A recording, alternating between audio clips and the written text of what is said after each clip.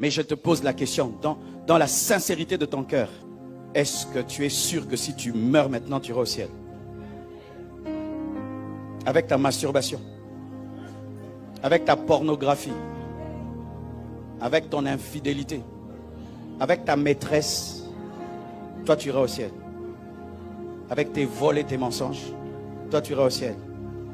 L'argent que tu as là, si ça doit parler, c'est-à-dire il m'a volé, toi tu iras au ciel. Avec tes faux documents, toi tu iras au ciel. Tu iras au ciel.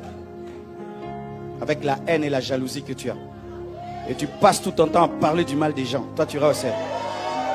Toi tu iras au ciel. Tu iras au ciel. Écoutez ceci. Écoutez ceci. On ne va pas au ciel parce qu'on veut aller. On va au ciel parce qu'on a le visa du ciel. Je ne viens pas à Jérusalem seulement parce que je veux. Il faut que je respecte les principes de l'immigration. Et il y a les principes de l'immigration céleste. La foi et la sanctification. Si vous n'avez que la foi en Jésus, mais vous n'ajoutez pas la sanctification, vous attendrez le ciel et vous allez finir en enfer. C'est pourquoi beaucoup de soi-disant chrétiens seront étonnés de mourir et d'aller dans le feu. Tu as un péché conscient comme tu es là. Un péché conscient. Tu es dans l'ivrognerie. Tu es dans la drogue. Mais tu dis que tu iras au ciel. Donc que Dieu change toute la Bible rien que pour toi. Qu'une réunion céleste se fasse pour ajouter un verset. Que les impudiques hériteront les royaumes des cieux. Que les adultères hériteront les royaumes des cieux rien que pour toi. Pourquoi tu as toujours pensé que tu es une personne spéciale sur la terre? Pourquoi tu as toujours cru qu'il s'agit de toi, c'est toujours différent? Pourquoi tu as toujours pensé ça? Dieu a révélé qu'il n'a pas de chéri et de chouchou dans la parole. Vous savez quand? Lorsque le grand Moïse, Dieu lui a dit tu n'entres pas. S'il y a quelqu'un qui devait entrer malgré ses défauts, c'est Moïse. Dieu lui dit tu n'entres pas. Es-tu plus que Moïse? Écoutez la parole du grand apôtre Paul, il dit quoi? Je traite durement mon corps de peur d'être disqualifié après avoir prêché aux autres. C'est dire quoi? Paul était conscient que Dieu ne consomme pas Paul, il consomme Jésus.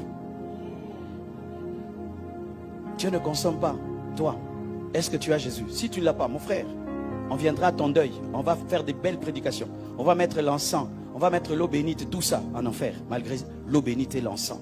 Une grosse croix. Et que ton âme repose en enfer. Mais oui, parce que comment quelqu'un qui aime des mangues? Toute ta vie, tu sèmes des bananes. Une vie de péché. Et puis tu attends aller au ciel. Pourquoi? Parce que Dieu est bon. Ce n'est pas ce qui est écrit dans la parole de Dieu. Le Dieu d'amour bon a créé le ciel et l'enfer.